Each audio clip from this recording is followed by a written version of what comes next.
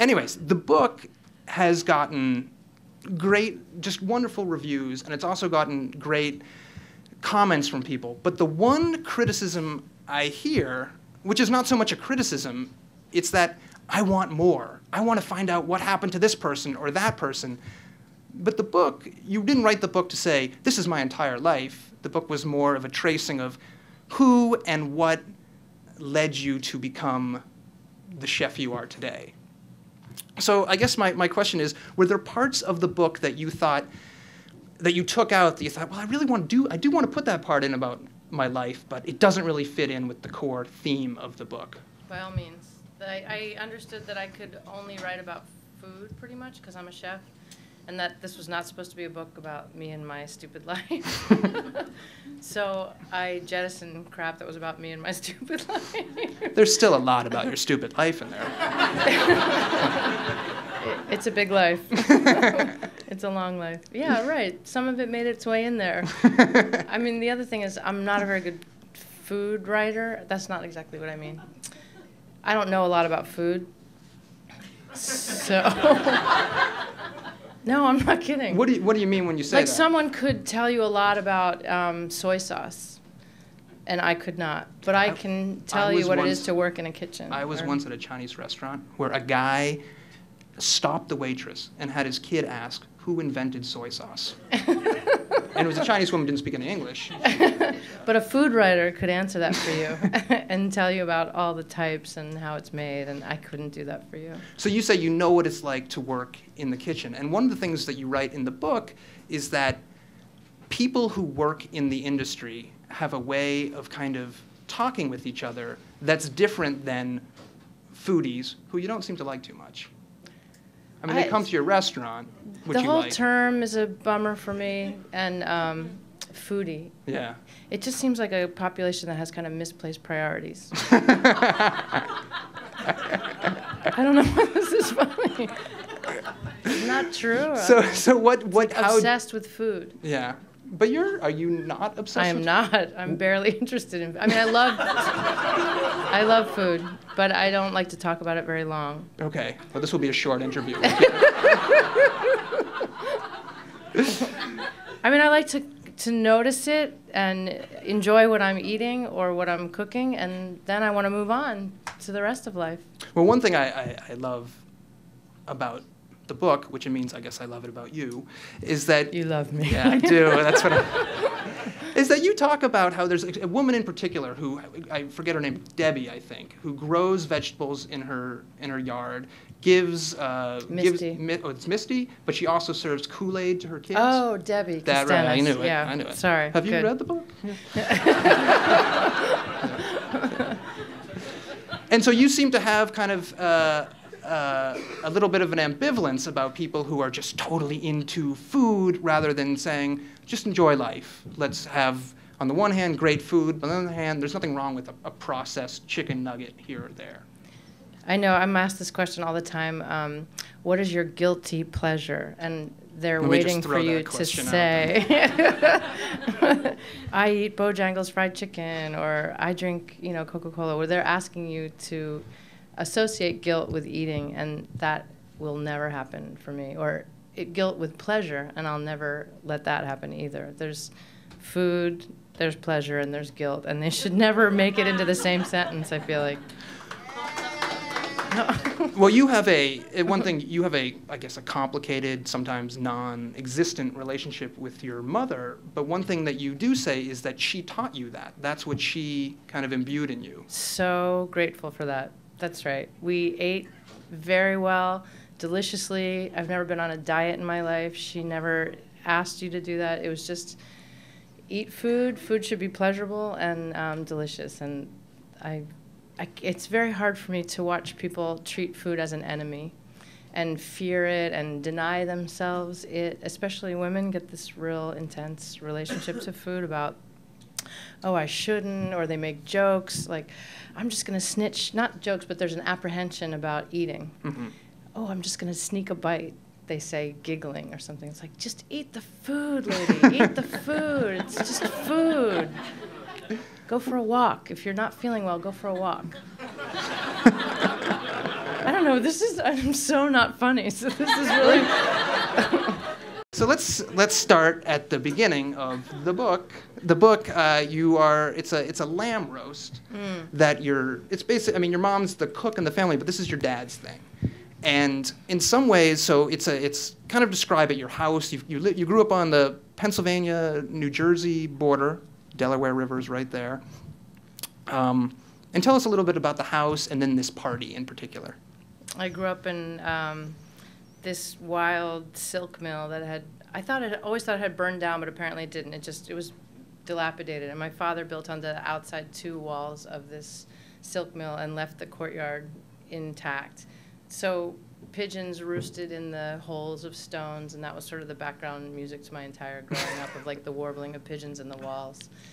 And we had a commercial kitchen 30 years ago, long before it was popular. So we had a 6-burner Garland and a tile floor with a drain in it that you could hose down at the end of the night, and a 2-bin stainless steel sink. And my parents threw this party every year, this lamb roast, and it was epic in my mind and in my childhood. I'm the youngest of 5, and we slept out by the fire the night before and put all this wood in the pit, and it burned down in the morning. There would be these perfect coals, a bed of coals to put these 4 or 5 baby lambs on.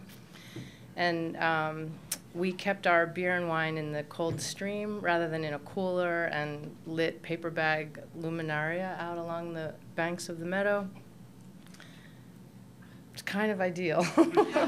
Well, it was very beautiful, and there was smoke all day, and that smell of the marinade sort of going down into the coals, and it's very indelibly in here stuck.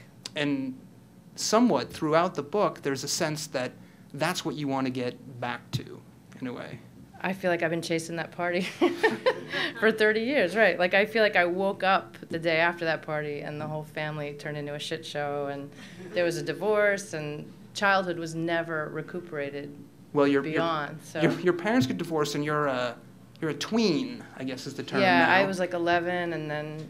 and you spend the summer basically alone, right. And you have to learn how to cook for yourself, and get a job. Yeah, and you lie, you say you're older than you are, and you get your first job in the restaurant business. Was it that early that you said, or were you not thinking this, that this is something I could do? God.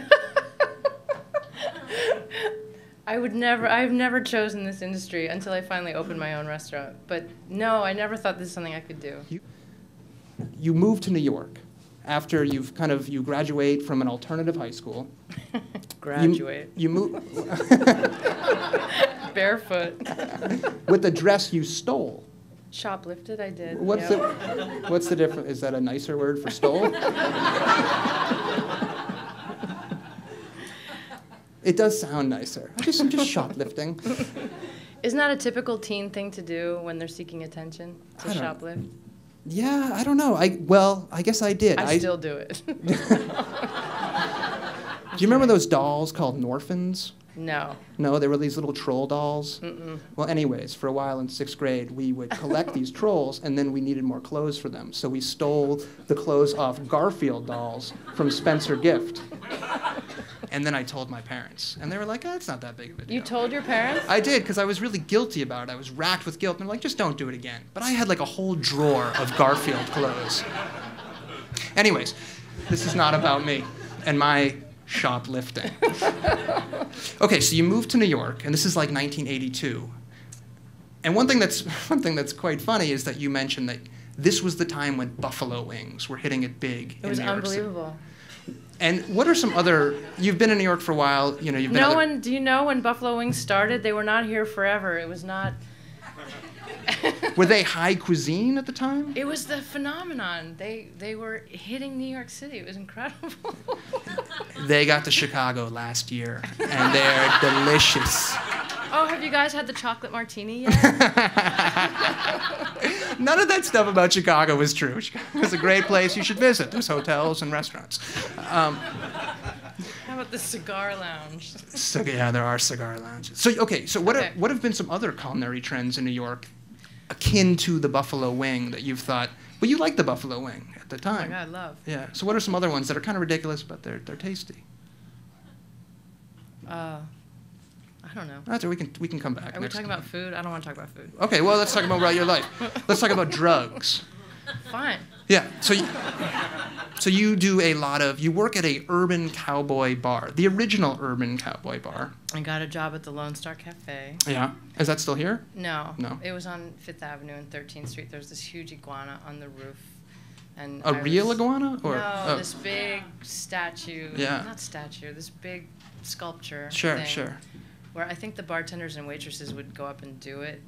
On the iguana? Under the iguana. Under the iguana. Yeah.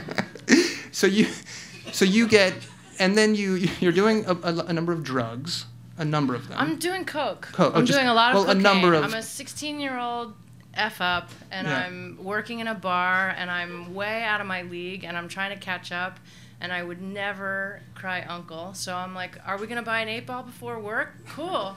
And I'm going to do as much coke as my 35-year-old co-waitresses. And then I got caught up in this scam, which ended up as a charge of grand larceny and possession of stolen property after a year.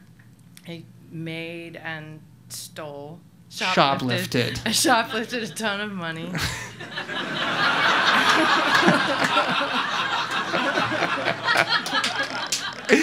But then here's the great part. The great part is you shot. I was underage. You were underage, so the bar was in trouble. Right. Because they had hired a 17-year-old. Right. They had gone through the trouble to have the bar bonded, you know, and so we'd all gone through this paperwork to be bonded. So the insurance company actually pressed the charges after they discovered. I mean, it was rampant. Everyone in the place was robbing crazy.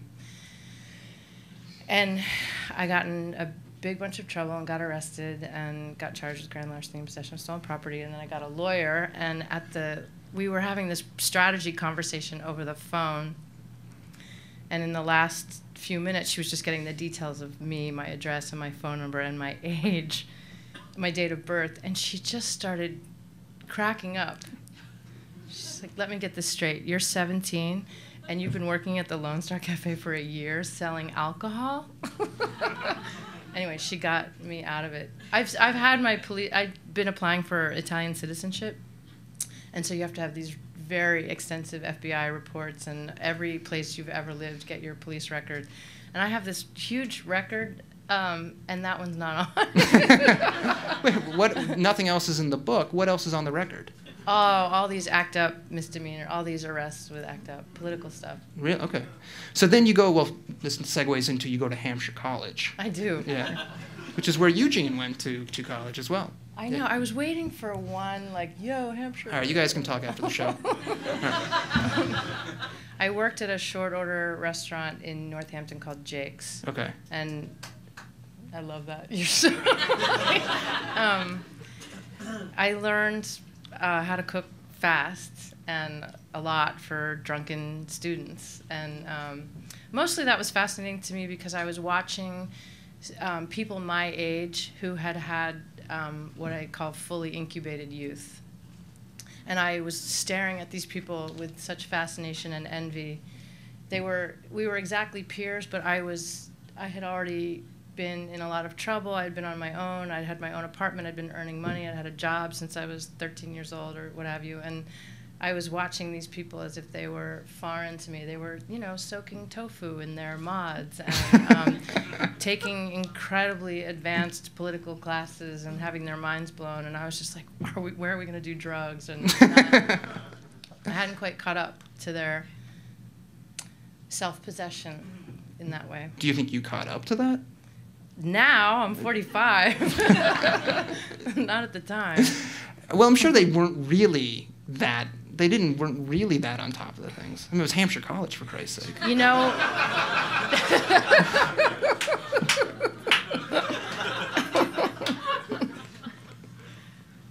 Okay, so you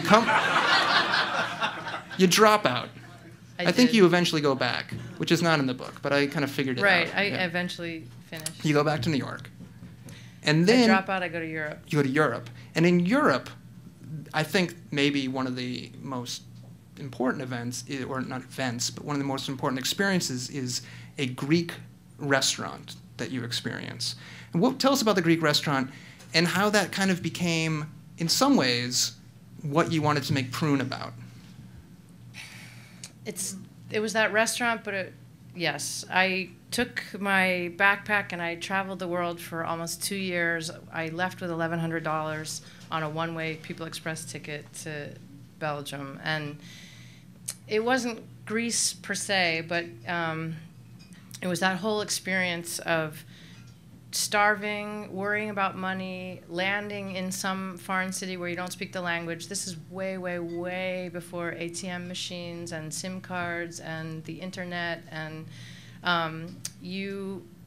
I did land in a city relying on the local American Express office to cash my traveler's checks, and there would be a local strike or some holiday that you'd never heard of. So that office wouldn't open for 3 more days, and I'm penniless. I don't speak the language, and someone would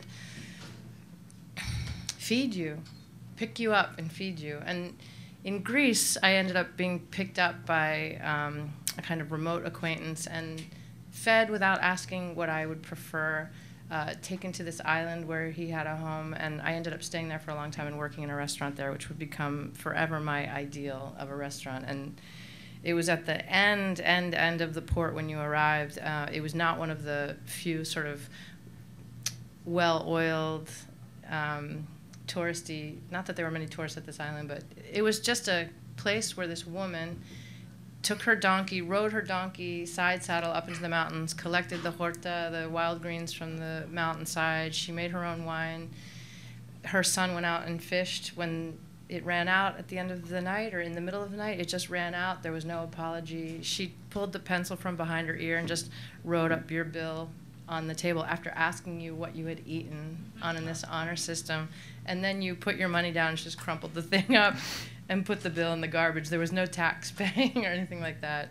And I loved that experience very much. I liked what it did to the customer as well, that if you didn't speak the language and you weren't familiar with the custom, you were rendered automatically inept. And as such, you could not be an imperious kind of, where's the ice, damn it, you know, or I ordered this wine and look how it reflects on me. Aren't I knowledgeable? You just sort of were at the mercy of pointing in the pot, and she would lift the lid and sort of asking to be fed. And I liked what it did to me and to other customers, and what she was offering was delicious. So I've always wished I could recreate that in my own restaurant. It's not very easy in New York. Well, let's jump ahead. There's many other things that happen in the book, but when you do open the restaurant, you open it and it's kind of, you weren't looking to open a restaurant. You had got your MFA. You were a little bit tired of the food industry that you had been in, but then the restaurant, a place comes along. So what happened? I was running out to park the car, and my neighbor was sitting in front of the restaurant, and he said, "You still cooking?" I was like, "Well, I sort of am." I was in catering a little bit, and he said, "Do you want to take a look at this space?" So I was off with nothing to do, and I said, "Sure." And we walked through, and well, you read the book. The restaurant was fetid and putrid when I looked at it. It had been shuttered. Disgusting. It was repulsive. Yeah. It had been shuttered for 2 years, and the prior tenants had done business right up until midnight the night before that the city marshal came and padlocked the restaurant. So when I walked in, it had been, for 2 years, overrun by rats, and there was rat excreta all over the floors, your feet stuck to the ground, and the coolers had run out of Freon, but still curiously had electricity, so the fans would blow. So you would open, a warm blast of air would come out of the cooler, and there was crap in the cooler, you know, lamb shanks and creme brulee and chicken carcasses. It was so putrid. And we went downstairs into the basement, and one flickering fluorescent tube sort of dimly lighting the way, and I opened up the walk-in with a flashlight, opened this big box of apples, and this black swarm of spores just came up into my nostrils and my eyelashes. And you looked still, at it all I and could said, see that it was very charming. Yeah. It's like, this place is so cute. I must have it. Where do I sign? My last question is, have you attained either what you found in Greece, or recaptured what you had lost at from the lamb roast parties? Good one, huh? Love it. You're so smart. Thank you. Best question I've ever been asked in an interview. You know what I love about my restaurant is a sort of approximation of those things, that there's a family meal every day at 5 o'clock. The electricity is always on. I distribute paychecks every Friday. The machinery works. It has this incredible constancy and family feeling, although I think that word gets thrown around a lot in restaurant kitchens, like, yeah, we're family, and in fact, we're working and it's a business. But I like that routine and stability, and that I'm the author of it, and it makes me feel very safe. That's great. Well, the book is wonderful, and really everybody should check it out. Blood, Bones, and Butter. Gabrielle, thank you very much for coming on the show.